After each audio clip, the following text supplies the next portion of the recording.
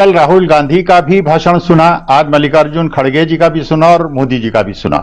जब मोदी जी का भाषण मैंने सुना तो मुझे एक किस्सा याद आया। एक बार एक गांव में एक बच्चा अपना एग्जाम का रिजल्ट लेके घर आया, तो पिता ने पूछा कि बेटा तेरा क्या रिजल्ट रहा। उसने कहा प्रधान का बच्चा फेल हो गया। तो पिता ने कहा अच्छा प्रधान का बच्चा फेल हो गया, तेरा रिजल्ट क्या रहा। उसने कहा सरपंच का बच्चा भी फेल हो गया। उसने कहा तू अपना रिजल्ट बता। उसने कहा चौधरी साहब का बच्चा भी फेल हो गया। तो उन्होंने कहा यार तू सबका रिजल्ट बता रहा है, अपना रिजल्ट बता। उसने कहा ऐसा है, जब सरपंच का बच्चा फेल हो गया, प्रधान का बच्चा फेल हो गया, चौधरी साहब का बच्चा फेल हो गया, तो तेरा बेटा पास हो जाता क्या? मैं भी फेल हो गया। तो ये उस प्रकार का उत्तर है वास्तविकता में। देखिए जो प्रश्न है, क्योंकि मैं अध्यापक रहा हूं, मैं अध्यापक हूं, मैं कॉपी उसकी जांचता हूं जो परीक्षा में बैठा है, उसके बाबा दादा की कॉपी नहीं जांचता। मुझे ऐसा लगता है कि हमारे माननीय प्रधानमंत्री मोदी जी को आदत पड़ गई है पुरखों की कॉपी जांचने की। कल सपने में पंडित जवाहरलाल नेहरू मेरे आए और पंडित जवाहरलाल नेहरू ने कहा कि देखना कल ये लोकसभा में ये जरूर कहेंगे कि अडानी प्रकरण का दोषी पंडित जवाहरलाल नेहरू या महात्मा गांधी हैं। अरे आप किस तरह की बातें कर रहे हैं? माननीय प्रधानमंत्री जी, आप देश के प्रधानमंत्री हैं, पूरा विश्व आपको देख रहा है, पूरा विश्व आपको सुन रहा है। आपसे कुछ प्रश्न पूछे गए हैं, ये आंतरिक सुरक्षा के मामले हैं। आपने अडानी जी का एक बार नाम नहीं लिया, आपने एलआईसी का एक बार नाम नहीं लिया, आपने एसबीआई का एक बार नाम नहीं लिया। आपने ये भी नहीं बताया कि अडानी जी ने जो करीब 7,500 करोड़ का ऋण वापस किया है, ये फॉरेन बॉन्ड्स का और फॉरेन बैंक्स का पैसा क्यों वापस किया है? एसबीआई का और एलआईसी का पैसा क्यों नहीं वापस किया? अपने देश की संस्थाओं का पैसा क्यों नहीं वापस किया? क्या आपको यह नहीं बताना चाहिए कि ये जो घटना घटी है और ये जो बेसिक प्रश्न है जो कि आज जनमानस के हर व्यक्ति के दिमाग में हैं, हर आदमी ये पूछ रहा है कि क्या अडानी जी सही हैं या अडानी जी गलत हैं? अगर अडानी जी सही हैं तो देश की प्रतिष्ठा बढ़ जाएगी, अगर अडानी जी गलत हैं तो अडानी जी से ना मोदी जी को कोई लेना देना है, ना राहुल गांधी को कोई लेना देना है, ना देश को कोई लेना देना है।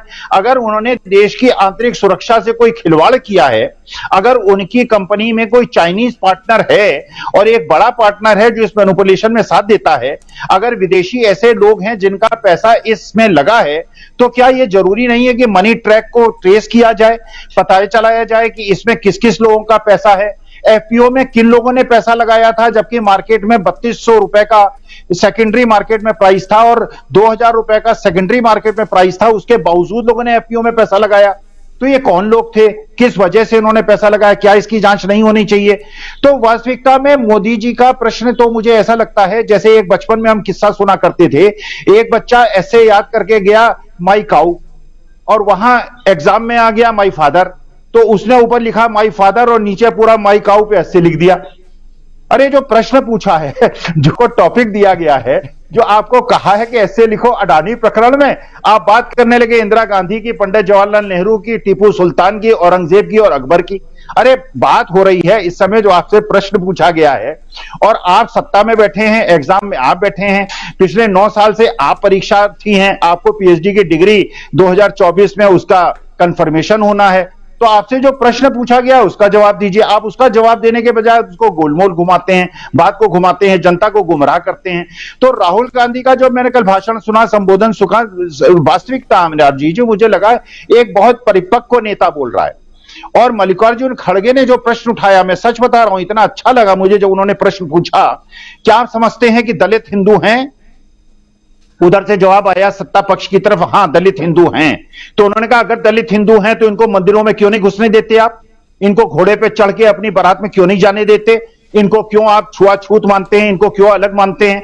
और मैं हूं हिंदू, लेकिन मुझे इस बात से क्लेश है, मुझे खराब लगता है कि अगर एक वर्ग को आप छुआछूत मानते हैं, उनके साथ खाना नहीं खाना पसंद करते, उसके हाथ की चाय पीना नहीं पसंद करते, उसको मंदिर में नहीं घुसने देते, तो आप ये मंदिर क्यों बना रहे हैं? किसके लिए मंदिर बना रहे हैं? तो वास्तविकता में गुरुद्वारे की तरह होना चाहिए, जहां पे कोई भी आए, किसी को आए वो खाना खिलाते हैं। तो हमारे हिंदू धर्म में जो कमियां हैं, तो वास्तविकता में जो प्रश्न पूछे गए हैं, जो राहुल गांधी ने प्रश्न पूछे हैं, और राहुल गांधी के प्रश्न नहीं है, ये जब यात्रा की है उन्होंने, तो ये बच्चों ने प्रश्न पूछे हैं, जवानों ने प्रश्न पूछे हैं, सैन्य अधिकारियों ने प्रश्न पूछे हैं, ये किसानों ने प्रश्न पूछे हैं, तो ये देश के प्रश्न हैं। तो माननीय मोदी जी, अपने भाषण कला जो आपकी वाक्पटुता है, उसका हम कोई एग्जामिनेशन नहीं ले रहे हैं, ये कोई डिबेट कंपटीशन नहीं हो रहा है। डिबेट कंपटीशन में कौन जीता कौन हारा, जो आपसे प्रश्न पूछे गए हैं उसके सीधे जवाब दीजिए। और अगर देश संतुष्ट होगा बहुत अच्छा होगा। लेकिन अगर आप किसी बड़े पूंजीपति को, जो भ्रष्टाचार में इस समय फंसा हुआ है, जिस पर प्रश्न लगे हुए हैं, अगर उसको बचाने की कोशिश करेंगे तो चपेटे में सब आ जाएंगे, पूरा देश चपेटे में आ जाएगा। इसलिए माननीय मोदी जी अब इस पे जांच बिठा दें, जेपीसी की जांच बिठा दें और ये बिल्कुल स्पष्ट हो जाए, क्लियर हो जाए कि अडानी जी दोषी हैं या नहीं। क्योंकि अब केवल हिंडनबर्ग का सवाल नहीं है, अब फाइनेंशियल इंस्टीट्यूशन और बैंक सब इनके पीछे पड़ रहे हैं। और एक और चीज बताऊं मैं आपको राजीव जी, अडानी जी के जितने भी प्रोजेक्ट्स हैं ये इंफ्रास्ट्रक्चरल प्रोजेक्ट्स हैं ज्यादातर। इंफ्रास्ट्रक्चरल प्रोजेक्ट्स में जो कैश फ्लो होता है बहुत कम होता है, लोग इस पर प्रश्न उठा चुके हैं। इसमें जो रिटर्न है वो 3-4% का रिटर्न है। इतने फॉरेन डेट्स उठा लिए हैं, इंडियन करेंसी डेट्स आपने उठा लिए हैं, इनका आप सर्विसिंग कैसे करेंगे, इनका इंटरेस्ट और प्रिंसिपल का पेमेंट करेंगे कब तक? आपने राजनीतिक मिल जो आपने पीएम केयर फंड में या बाकी जगह पैसा दिया हुआ है उसको फ्लो बैक कर करके ये आपको उबारते रहेंगे। तो वास्तविकता में देश की आर्थिक व्यवस्था, देश की आंतरिक सुरक्षा सब खतरे में है। इसलिए माननीय मोदी जी, हाथ जोड़ के आपसे मेरी प्रार्थना है, इस प्रश्न का सीधा जवाब दीजिए, जांच बिठाइए, सच का सच दुनिया के सामने और देश के सामने आना चाहिए। राजीव, मैं एक वास्तविकता में मोदी जी का पूरा भाषण मैंने सुना, उन्होंने 2G की बात की, उन्होंने कोलगेट की बात की। क्या सभापति महोदय का यह कर्तव्य नहीं था उनसे कहने के लिए कि ऑथेंटिकेट कीजिए इसको? जो सारे कोर्ट में केस चल गए और सारे केस खत्म हो गए, उसमें माननीय प्रधानमंत्री कह रहे हैं उन केसेस के बारे में कोट कर रहे हैं जो कि केस न्यायालय से खत्म हो गए, उसको ऑथेंटिकेट करने की बात नहीं की। एक राजीव जी और केवल बात कहूंगा, जिस हिंडनबर्ग के क्रेडिबिलिटी पे प्रश्न उठाया जा रहा है, 3 कंपनियों का नाम राजीव जी मैं लेता हूं, एक है निकोला, एक है चाइना मेटल और एक है योंगजी। इन 3 कंपनियों के बारे में हिंडनबर्ग ने रिपोर्ट की थी और 90% शेयर गिर गए थे, कंपनी बर्बाद हो गई। उसकी यह क्रेडिबिलिटी है। आप उस कंपनी की रिसर्च रिपोर्ट को, जिसको standard chartered bank, city bank सब लोग सपोर्ट कर रहे हैं, उस कंपनी की यह क्रेडिबिलिटी है। चाहे वो प्रमोटर जेल गया या 10 लोग हैं या 15 लोग हैं, वो अलग मुद्दा है। 3 कंपनी बर्बाद हो गई थी। अगर ये अडानी बर्बाद हुआ तो इसमें जितना एक्सपोजर फाइनेंशियल इंस्टीट्यूशन का है और इंडियन इंस्टीट्यूशंस का इक्विटी में एक्सपोजर है, पूरी अर्थव्यवस्था चरमरा जाएगी, खत्म हो जाएगी।